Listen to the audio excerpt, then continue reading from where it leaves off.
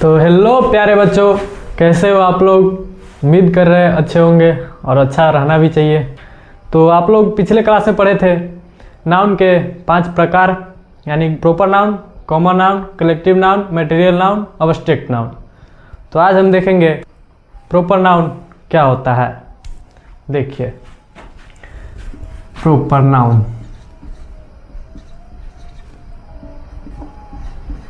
Proper noun यानी व्यक्तिवाचक संज्ञा।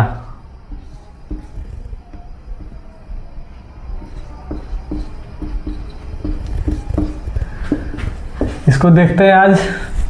What is proper noun, proper noun क्या होता है, किसे कहा जाता है और इसका एग्जाम्पल क्या है, देखते हैं।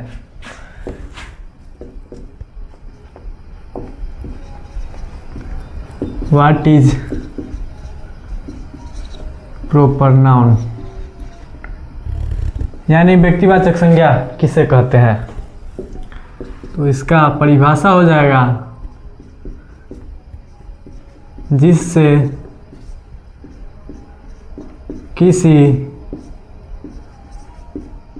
खास व्यक्ति,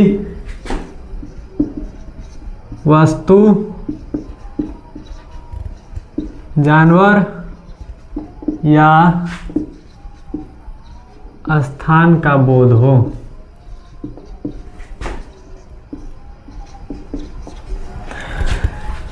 प्रॉपर नाउन वो है जो किसी भी व्यक्ति, वस्तु, जानवर, स्थान, कोई भी हो, किसी भी खास नाम को प्रॉपर नाउन कहा जा सकता है। जैसे कि कोई पैलेस ले लीजिए, पटना, यानी कि पटना हमारा खास स्थान है। और जैसे कि जानवर ले लीजिए, कुत्ता ले लीजिए, बैल ले लीजिए, बकरी ले लीजिए, कुछ भी ले लीजिए। और क्या है, किसी व्यक्ति का नाम, सबका अपना अपना खास नाम ही होता है। ठीक है, तो देखते हैं एग्जाम्पल क्या होता है इसका। जैसे राम और पटना, गाय इत्यादि बहुत सारा हो सकता है। ठीक है, तो ये रहा हमारा प्रॉपर नाउन जो किसी खास व्यक्ति, वस्तु या जानवर या स्थान का। तो ये सब खास ही नाम है और खास नाम है, ये सब इसी को प्रॉपर नाउन कहा जाता है। ठीक है, उम्मीद कर रहे हैं आप लोग प्रॉपर नाउन समझ में आ गया होगा आप लोगों को। तो हम दूसरा देखने वाले हैं। ये हमारा पहला था प्रॉपर नाउन, हम दूसरा देखने वाले हैं कॉमन नाउन। तो कॉमन नाउन क्या होता है वो देखते हैं। और ये प्रॉपर नाउन है, इसको मिटा देते हैं क्योंकि यहाँ पे व्हाट इज प्रॉपर नाउन लिखा हुआ है। तो दूसरा है हमारा कॉमन नाउन। चलिए देखते हैं कॉमन नाउन क्या है और इसका डिफिनीशन क्या है, इसका एग्जाम्पल क्या है, देखते हैं। दूसरा हमारा है व्हाट इज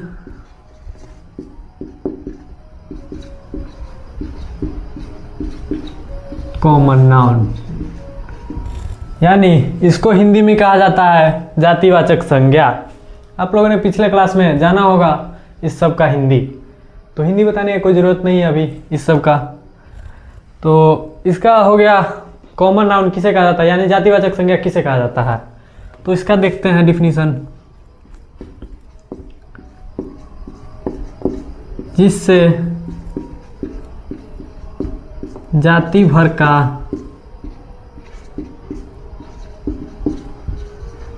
बोध होता है,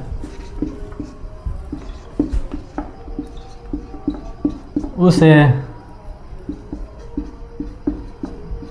जातिवाचक संज्ञा कहते हैं। यह है जिसे जाति भर का बोध होता है, यानी कि पूरे जाति का बोध होता है। जैसे ले लीजिए आप स्टूडेंट ले लीजिए, पूरे स्टूडेंट का बोध होता है। जैसे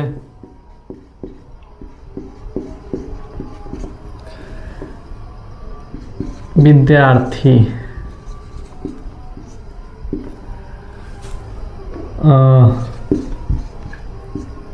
पेड़, और हो गया जानवर,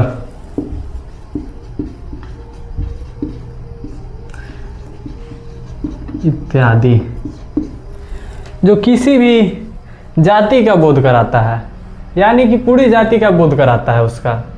ठीक है, तो ये रहा हमारा कॉमन नाउन, जिसे जाति भर का बोध होता है उसे जातिवाचक संज्ञा कहते हैं। ये इजी है, बहुत इजी है, आप लोग याद कर सकते हैं इसको। तो चलिए देखते हैं अगला कौन सा है। अगला है हमारा कलेक्टिव नाउन। तो तीसरा है हमारा कलेक्टिव नाउन। चलिए देखते हैं कलेक्टिव नाउन क्या है, किसे कहा जाता है। कलेक्टिव नाउन को हिंदी में कहा जाता है समूहवाचक संज्ञा। चलिए देखते हैं व्हाट इज कलेक्टिव नाउन।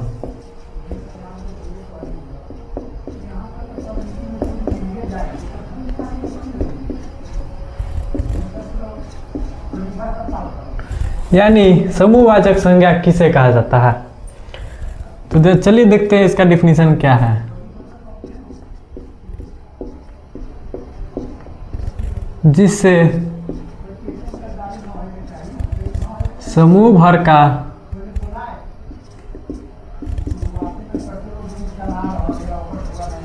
बोध होता है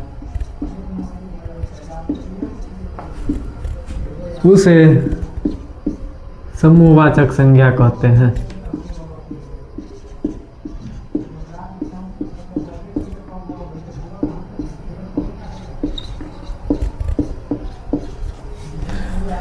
जिससे समूह भर का बोध होता है उसे समूहवाचक संज्ञा कहते हैं। यही है हमारा कलेक्टिव नाउन। तो समूह हो गया जैसे कि अंगूर का गुच्छा। चलिए देखते हैं इसका। जैसे अंगूर का गुच्छा,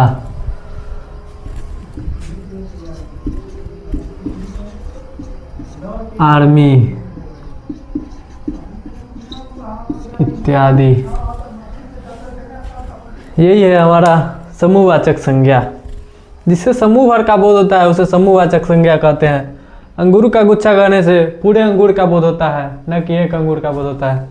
आर्मी कहने से पूरे आर्मी का बोध होता है, न कि सिर्फ एक आर्मी का बोध होता है। ठीक है, चलिए देखते हैं। अगला है हमारा मटेरियल नाउन। मटेरियल नाउन किसे कहते हैं वो देखते हैं। चलिए देखते हैं।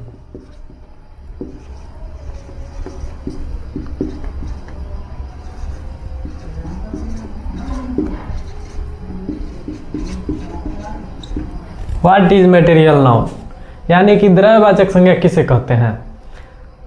तो आइए देखते हैं इसका डिफिनीशन क्या है और एग्जाम्पल क्या है। जिससे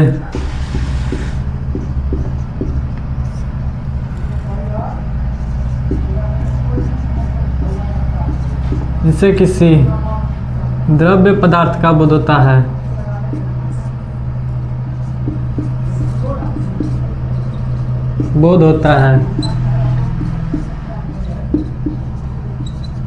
उसे द्रव्यवाचक संज्ञा कहते हैं।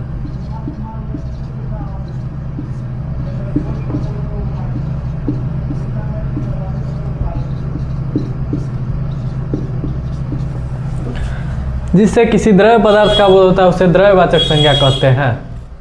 इसका एग्जाम्पल देखते हैं।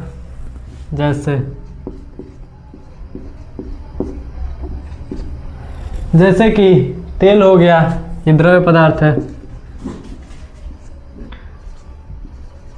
बर्फ हो गया इत्यादि। को मापा या तौला नहीं जाए, वो द्रव्य पदार्थ है। यानी कि चीनी हो गया, आटा हो गया, बहुत कुछ, वो उसको ही द्रव्यवाचक संज्ञा कहते हैं। ठीक है, जिसको मापा तौला या गिना नहीं जा सके। तो चलिए देखते हैं अब्स्ट्रैक्ट नाउन क्या है, उसका डिफिनीशन क्या है और उसका एग्जाम्पल क्या है।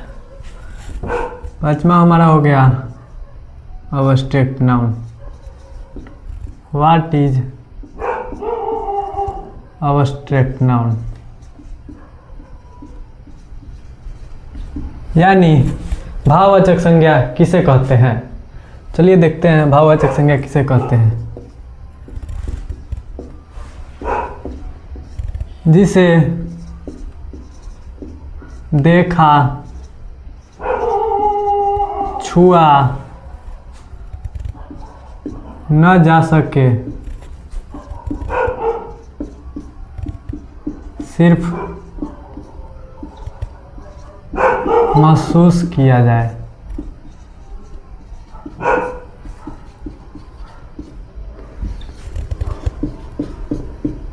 उसे ही भाववाचक संज्ञा कहते हैं।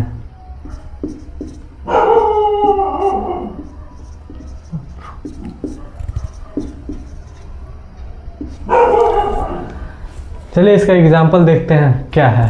भाववाचक संज्ञा उसे कहते हैं जिसे देखा छुआ ना जा सके, सिर्फ महसूस किया जा सके। यानी कि नहीं देख सकते हैं, नहीं छू सकते हैं, नहीं उससे बात कर सकते हैं, सिर्फ महसूस कर सकते हैं, यानी अनुभव कर सकते हैं।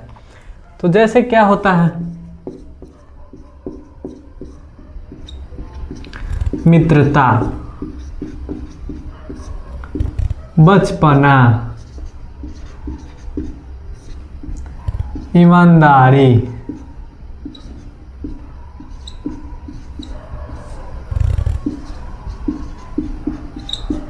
इत्यादि बहुत सारे हो सकते हैं। जिसे इतना ही समझ लीजिए कि जिसे देखा छुआ ना जा सके, सिर्फ महसूस किया जा सकता है, महसूस किया जा सके।